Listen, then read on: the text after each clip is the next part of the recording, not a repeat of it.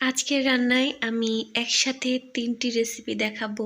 এটা হচ্ছে Chinese platter. আমি কিভাবে খুব কম সময়ে একেবারে অল্প উপকরণ দিয়ে ভীষণ মজাদার এই চাইনিজ প্লেটারটি তৈরি করি, সেটা আজকে আপনাদের সঙ্গে আমি শেয়ার করব এবং আপনাদেরকে আমি এটা স্টেপ বাই স্টেপ দেখাবো। প্লিজ স্কিপ না করে সম্পূর্ণ রেসিপিটি আমার সাথেই থাকুন। রেসিপিটি তৈরির উপকরণ আনতে গিয়েছিলাম আমাদের এখানকার স্থানীয় বাজারে। এই যে আমি এখান থেকেই আমাদের সব সবজিগুলো কিনি। সবজি কেনা শেষে বাড়িতে এসে আমি এরকম করে সবজিগুলোকে কেটে নিয়েছি। এটা নিয়েছিলাম হচ্ছে চাইনিজ ভেজিটেবলসের জন্য। এখানে আমি ফুলকপি, পেঁপে, গাজর এবং পেঁয়াজকলি, কাঁচামরিচ, পেঁয়াজ নিয়েছি এবং এখানে থাকছে হচ্ছে চিকেন, একদম ছোট ছোট পিস করে কাটা। লাগবে সয়া সস এবং আরও লাগবে আদা রসুনের বাটা এবং কর্নফ্লাওয়ার। তো প্রথমে আমি একটুখানি পানি গরম করে নিয়েছি। এই গরম পানিটার মধ্যে আমি সবজিগুলোকে হালকা করে ফুটিয়ে নেব। এখানে খুব বেশি সময় ফোটানোর দরকার নেই, 3 থেকে 4 মিনিটের মতো হচ্ছে ফুটালে হবে। 3 থেকে 4 মিনিট ফুটানোর পর এগুলোকে আমি ভালো মতো ছেঁকে নেব। এই তো, এগুলোর রং যাতে চেঞ্জ না হয়ে যায় সেদিকে খেয়াল রাখতে হবে। আর এগুলো হচ্ছে এটা ফ্রায়েড রাইস তৈরির জন্য আমি অন্য একটি চুলার মধ্যে ফ্রায়েড রাইস তৈরি করে নিচ্ছি। তো এর জন্য আমি তেল গরম করে তেলের মধ্যে ফুলকপিটাকে হালকা করে ভেজে নিব একটু লবণ দিয়ে, যাতে করে ফুলকপির থেকে যে একটা হালকা স্মেল আসে সেটা না আসে।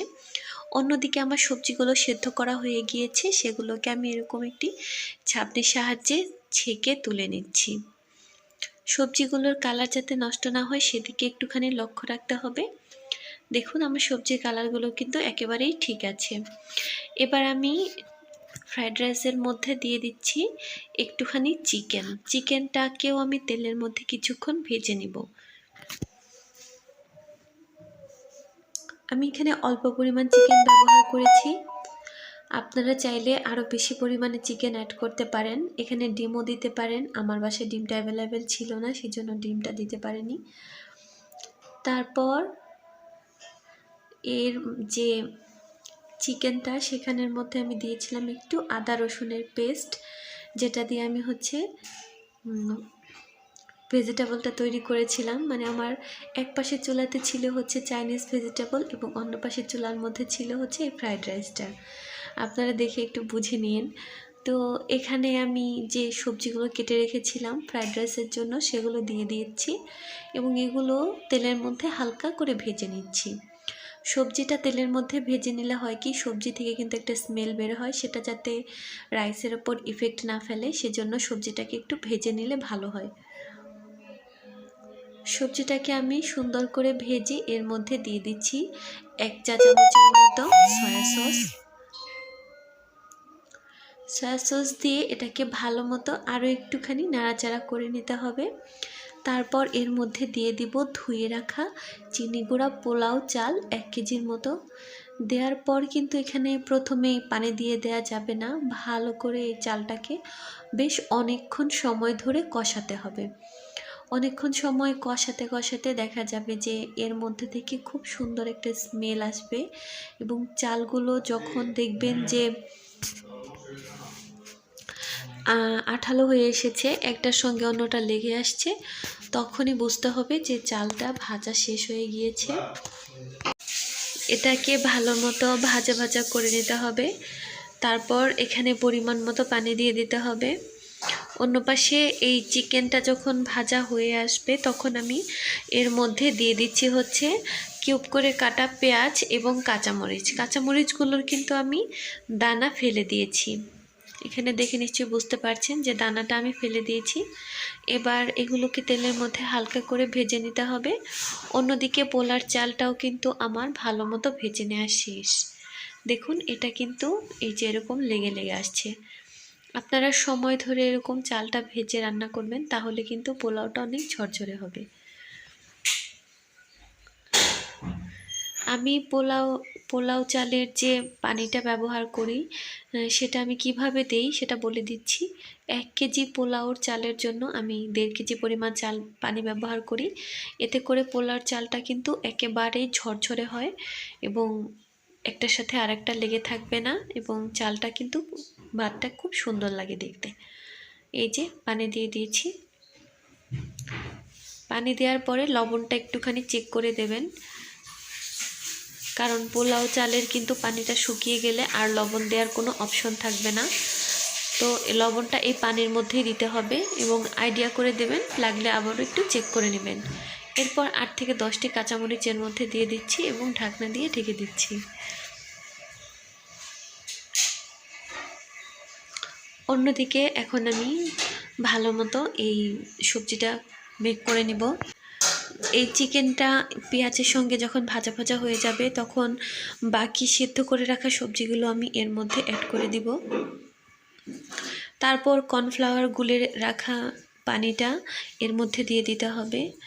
যখন একটুখানি ঘন হয়ে আসবে তখন এটা নামিয়ে নিতে হবে। অন্যদিকে কিন্তু পোলাওর পানিটা শুকিয়ে এসেছে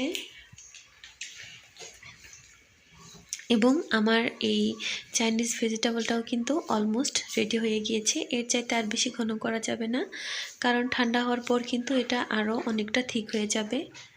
দেখুন খুব সুন্দর হয়েছে কালারটা। এদিকে পোলাওর চালটার পানিও শুকিয়ে গিয়েছে। এটাকে ওপর থেকে নিচে হালকা করে নাড়াচাড়া করতে হবে এবং চেষ্টা করবেন খুব একটা বেশি ঘাটাঘাটি না করতে, এতে চালগুলো কিন্তু ভেঙে যাওয়ার একটা সম্ভাবনা থাকে। সুন্দর মতো হালকা হাতে এগুলোকে নাড়াচাড়া করে তারপর ঢাকনা দিয়ে ঢেকে এটাকে দমে রেখে দিতে হবে 5 থেকে 10 মিনিট। সুন্দর করে দমে রাখার পর তারপর এটার ঢাকনাটা খুলতে হবে। দমে দেওয়ার পর লাগানোর পর ঢাকনাটা আর খোলা যাবে না। তো 10 মিনিট পর আমি ঢাকনাটা খুলে এর ওপর দিয়ে পেঁয়াজ কলিটা ছোট ছোট করে কেটে আবার ঢাকনা দিয়ে ঢেকে রাখছি। এই যে ঢাকনার যে ছিদ্রটা থাকে সেটাও বন্ধ করে দিতে হবে। এখন আমি চিলি চিকেন তৈরি করছি। এর জন্য লাগবে চিকেনের মধ্যে দিয়ে দিচ্ছি আমি 2 চা চামচের মতো ডার্ক সয়া সস। এরপর দিয়ে দিচ্ছি লবণ। এখন দিয়ে দিব হলুদের গুঁড়ো এবং মরিচের গুঁড়ো, এবং এখানে আমি আদা বাটাও দিয়েছিলাম, সেটা আসলে স্কিপ হয়ে গিয়েছে। এবার সবগুলো ম্যারিনেশন করে রেখে দিতে হবে 1 থেকে 2 ঘন্টার মতো। আমার কাছে সময় ছিল না, সেজন্য আমি সঙ্গে সঙ্গে প্রসেসটা করে কুকটা করে ফেলি। এরপর এগুলোকে ডিপ ফ্রাই করতে হবে।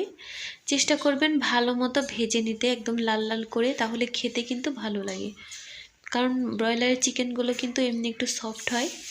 এখন চিলি চিকেনের জন্য সস তৈরি করছি। আমি এখানে 3 টেবিল চামচের মতো টমেটো সস নিয়েছি। এর মধ্যে আমি 1 টেবিল চামচের মতো সয়া সস দিয়ে দিলাম। এবার এখানে 2 চা চামচের মতো পানি দিয়ে দিচ্ছি। পানি দিয়ে এবার এটাকে একটা মিক্সচার তৈরি করে নিচ্ছি।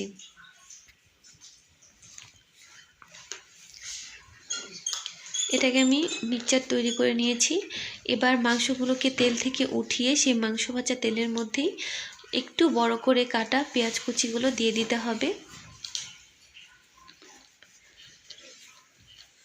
এখন এগুলোকে হালকা করে ভাজা ভাজা করে নিচ্ছি।